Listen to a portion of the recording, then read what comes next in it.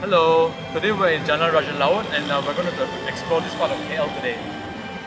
Okay, Let's roll. Let's roll.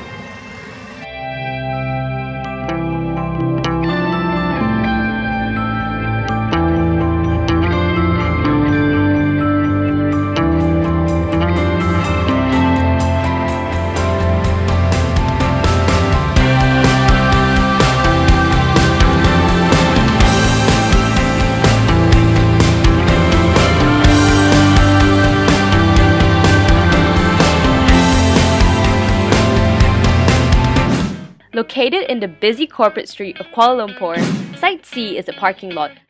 The trapezium-shaped area that is surrounded by trees and flanked by the Gombak River currently plays host to the aforementioned parking lot that is run by a private company. This is our site. This location will be used for our project. It will be used to design our architectural buildings. Sandwiched between the Kuala Lumpur Municipal Council and Bandaraya LRT station. It serves as an easy and convenient location to park your car.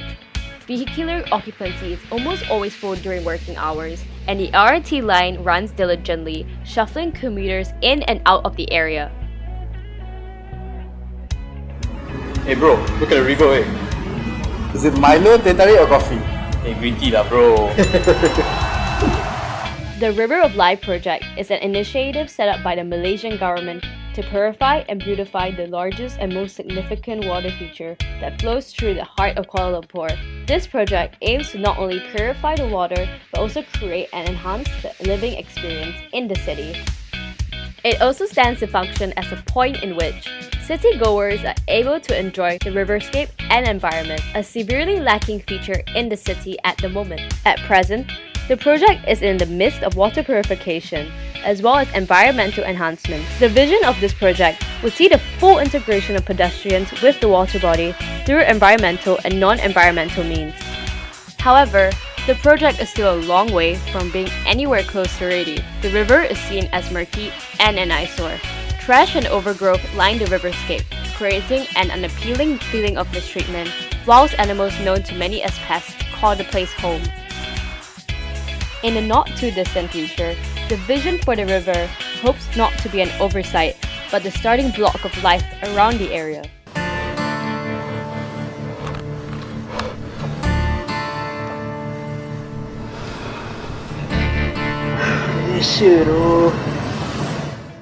In our site, we will be having both the longer sides facing the east and west side, where the sun rises and sets, respectively.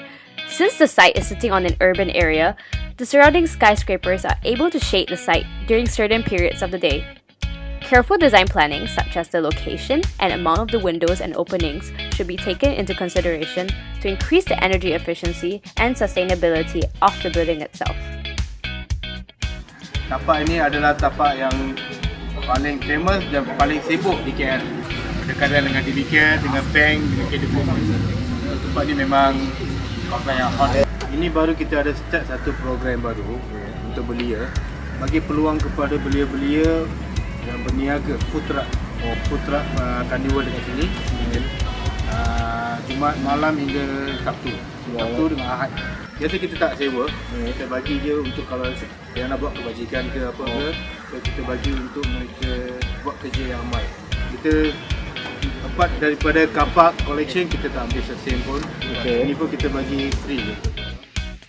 Due to the planning requirements, our site that is located next to the Gombak River and Jalan Laut has a 6-meter setback from the front boundary and 3-meter setbacks from both sides and rear boundary, resulting in a buildable area of 2,933 square meters. Our site has an existing footprint of 3,909 square meters with a plot ratio of 1:8. Therefore, the estimated maximum number of floors will be 10 floors.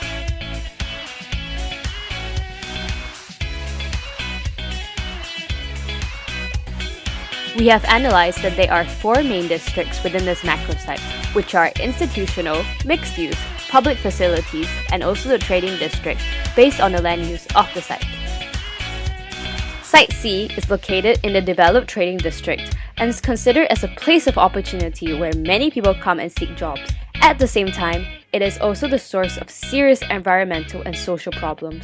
On the topic of environmental problems, Lack of breathing spaces will be the most prominent issue within this area, as it is congested with tall buildings. At the same time, with so much development within this area, it attracts crowds and so causes pollution on site, especially within the Gombak River. Breathing spaces, such as open parks for sports and recreational purposes, are needed within the urban area to spread green awareness and to create contact points for the community. With the development of this area, the density of the working community is much larger than the local community and tourists. This unbalanced social class causes problems such as crimes, homelessness, and poverty. As a result, these classes are confined within their own zones. Therefore, our site that is near to many office towers is facing dormancy, especially after working hours, because the local community will only stay within their zones. So, programs that are able to cater to all community groups are proposed to activate the site. And now, we should move on to vehicular circulation. Vehicular usage in and around the site is obviously extensive, since it's in the middle of a busy business district and movement constantly circulates in, out, and around the site. The notable roads surrounding the site sees heavy usage by cars, buses, and motorbikes daily and serve to connect the area with the rest of Kuala Lumpur. Secondary routes provide extra circulation and reduces time wastage on commutes. The main and secondary routes see peak usage during rush hours as Kuala Lumpur is populated by office workers. During other times of the day, the site sees smooth traffic flow throughout all main and secondary route networks. Unfortunately, issues include congestion, stress, pollution, loss of productivity. Finally, the spillover effect. The presence of pedestrian pathways is very important to linking the local demographics that go through their daily lives in the area. The issues include safety concerns, the weather, inconsistent pathways from construction, and cleanliness.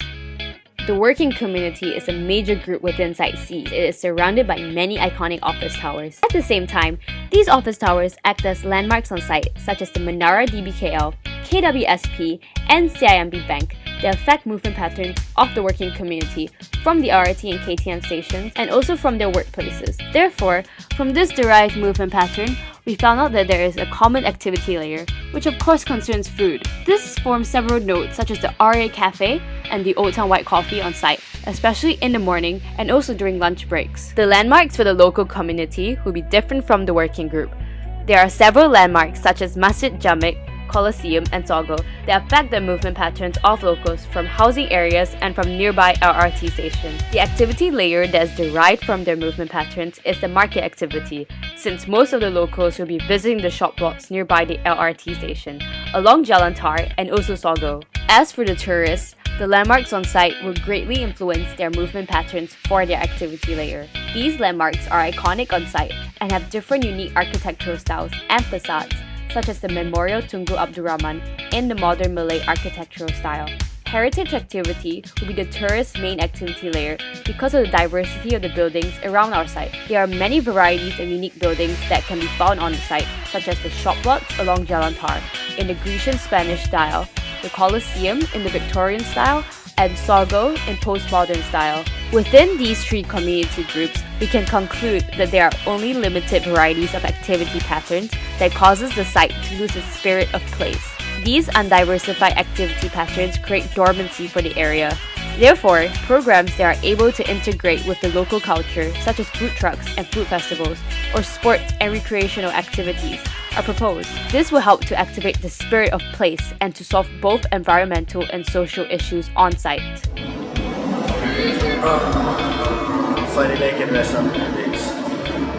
The site is served by countless forms of public transport, which include intercity train services like the RRT and another operated by KTM. Bus stops operated by Rapid KL are also located conveniently at the site. Kuala Lumpur specific tourist buses, such as Go KL, also make their stops in and around the location. Rounding off the other services are traditional taxis, bicycle pathways, and e-hailing services such as Uber and GrabCar.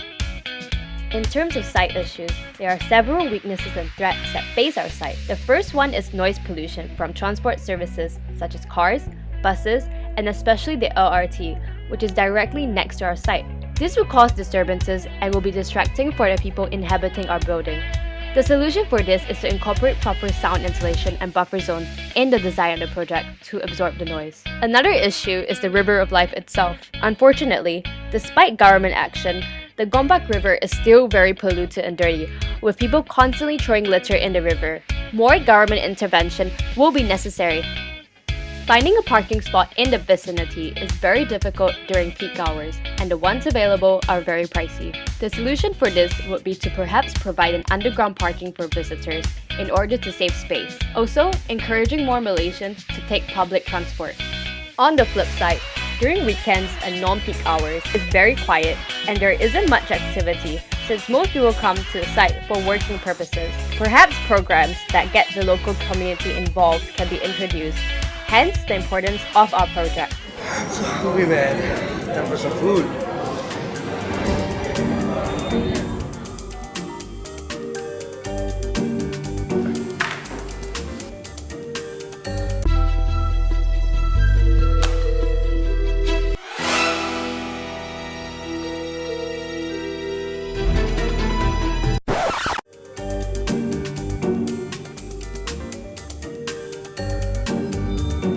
We asked a few people regarding their thoughts in general of the site, and their response was a mix regarding the issue of safety.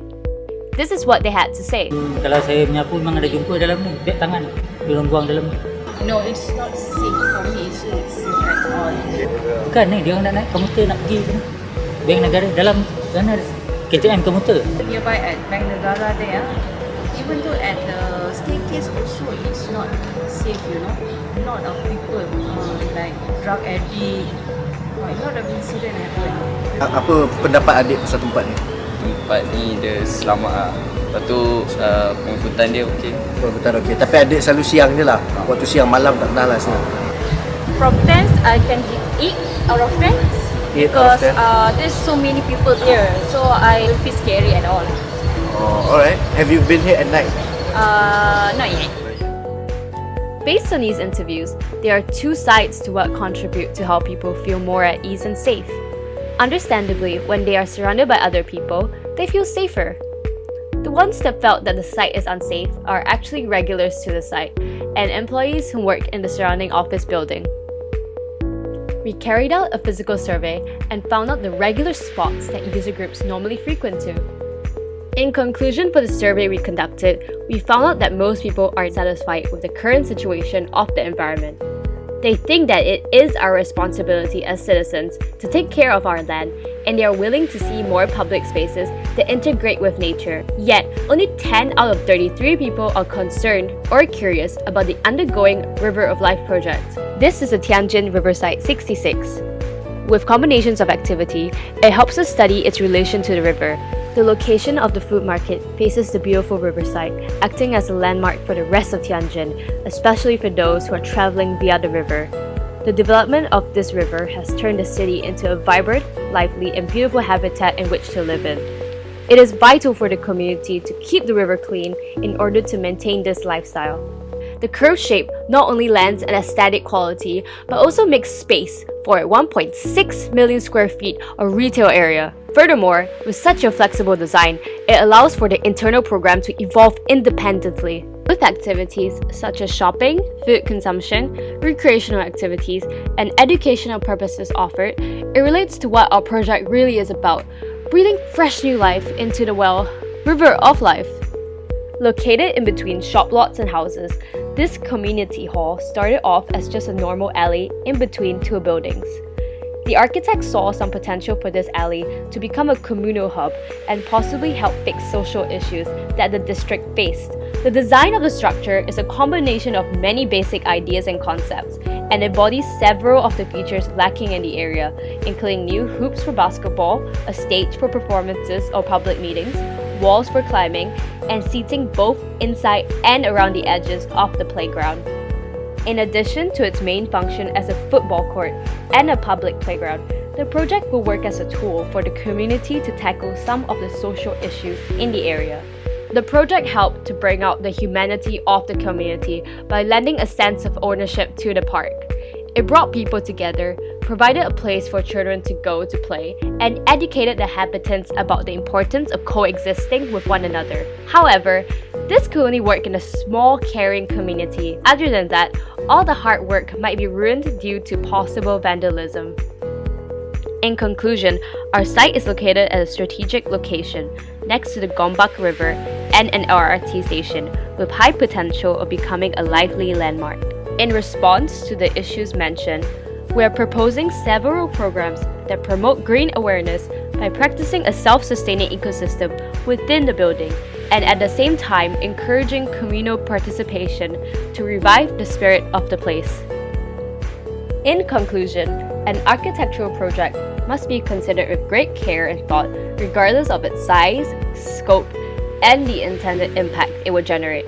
Architecture has proven itself in many cities and civilizations around the world to be the pièce de résistance of culture, behavior, and lifestyle.